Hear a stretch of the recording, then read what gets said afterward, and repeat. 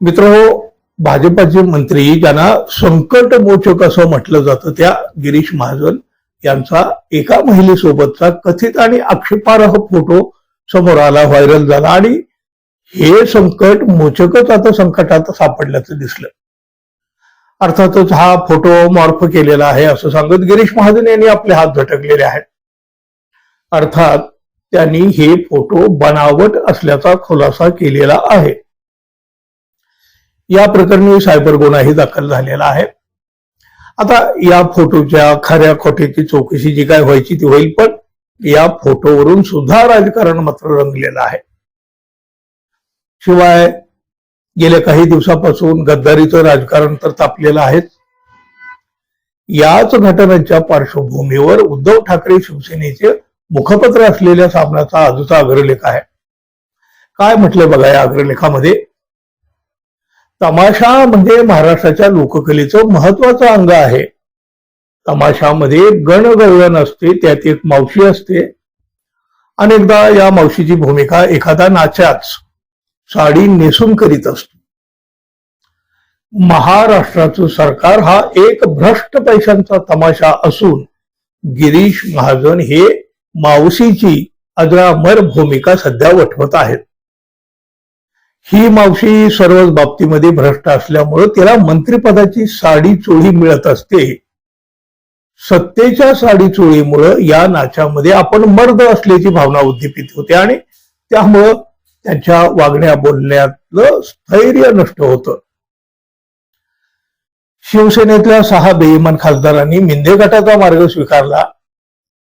शिवसेना म्हणे काँग्रेस पक्षामध्ये विलीन होईल, या चिंतेनं त्यांनी मिंद्याचा मार्ग स्वीकारला असं या मावशीचं मत आहे.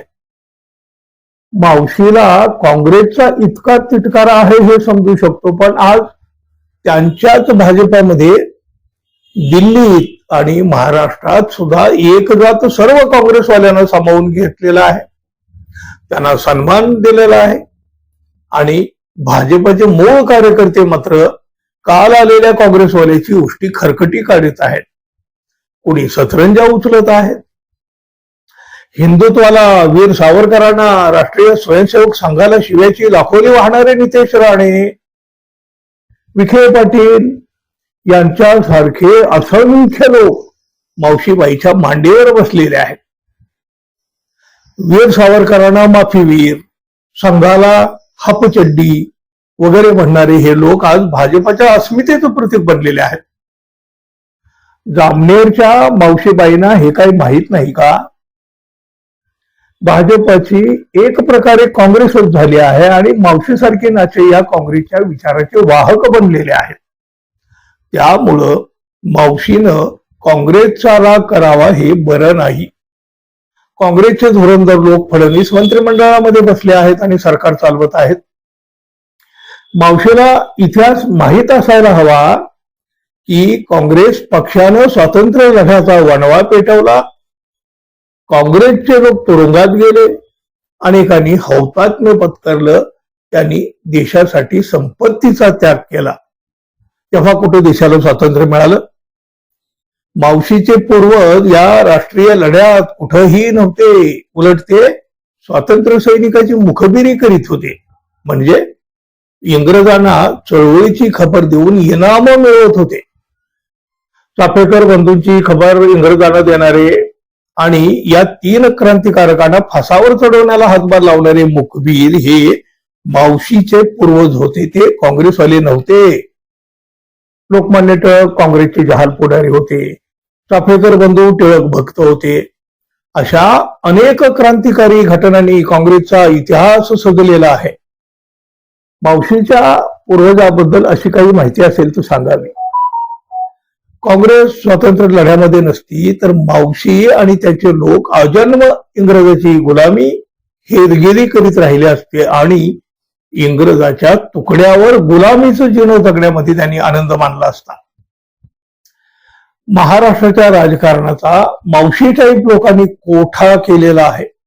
इथं विचार, भावना, नीतिमत्तेला किंमत उरलेली नाही. दौलत जादा ही त्यांची नशा आहे. या कोठ्यावर नाचणाऱ्या मावश्या आणि अक्काबाई मंडळींनी राज्य नासवलेलं आहे.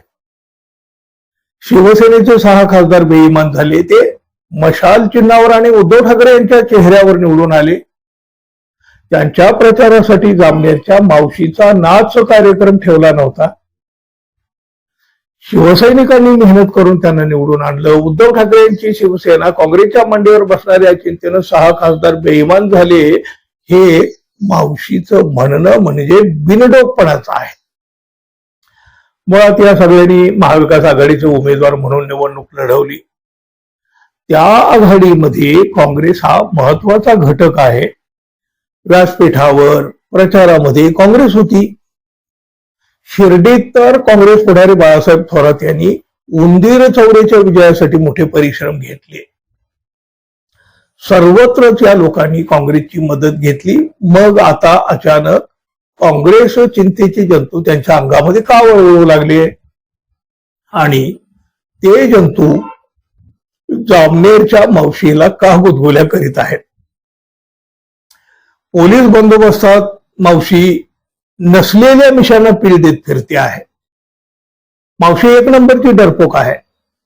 सत्ता नसेल, पोलिसाची कवच कुंडलं नसतील तर मावशी विचारधारेची ऐशी की तैशी करून पक्षांतर केल्याशिवाय राहणार नाही. नव्हे, काँग्रेस राष्ट्रवादीनं गच्च भरलेला फुगलेला भाजपचा फुगा 75% रिकामा होईल.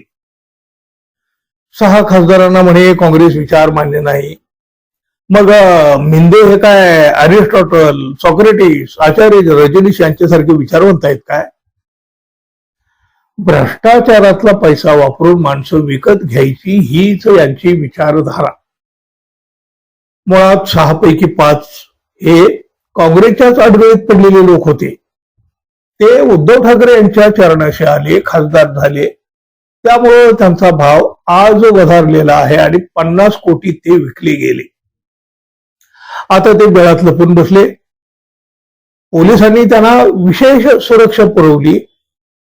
जामनेरची मावशी म्हणते शिवसेनेकडे राडा करण्याची ताकद नाही, सर्व संपलंय. अगं मावशी, सगळं संपलंय, मग गद्दारांच्या सुरक्षेसाठी इतका सशस्त्र बंदोबस्त का, तोही जनतेच्या पैशानी? अहो, स्वतः मावशीच्या बंदोबस्ताला पोलीस फौजफाटा आहे. भ्रष्टाचाऱ्यांना आणि गद्दारांना भय वाटतं हे चांगलं आहे, पण तरीही एक दिवस मावशे तुझं भर बाजारात वस्त्रहरण होणार आहे. अरे, झुरळांनाही घाबरणारे तुम्ही मर्दानगीचा आवेश कसला आणता?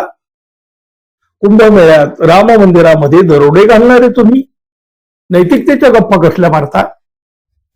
तुम्ही सत्तेचा अमरपट्टा बांधून आलेला नाहीत हे लक्षात ठेवा. राहिला विषय शिवसेनेच्या नव्या गद्दाराचा, तर त्यांचं ऑपरेशन तुडवा होणारच होणार. मित्र, एकंदर सध्याच्या राजकीय परिस्थितीचा विचार करता सामनाचा आजचा अग्रलेख तुम्हाला कसा वाटला? तुमच्या प्रतिक्रिया जरूर द्या आणि जाता जाता आपल्या चॅनलला सबस्क्राईब करावं ही अपेक्षा तर आहेच. धन्यवाद. पुन्हा भेटू. नमस्कार.